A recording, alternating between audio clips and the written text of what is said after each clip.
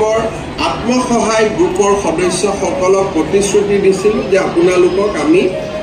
উদ্যমিতাৰ বাবে নতুন নতুন আপোনালোকে যাতে সৰু সৰু ঘৰতে থাকি মৌ পালন হেণ্ডলুম এই কামবিলাক কৰিব পাৰে প্ৰথমে 10,000 পিছত আমি 25,000 টকাকৈ আগবঢ়াম অসমত 30 লাখ মহিলাক 10,000 টকা কৰি দিয়াৰ মুখ্যমন্ত্ৰীৰ মহিলা উদ্যমিতা আঁচনি আমি আৰম্ভণি কৰিম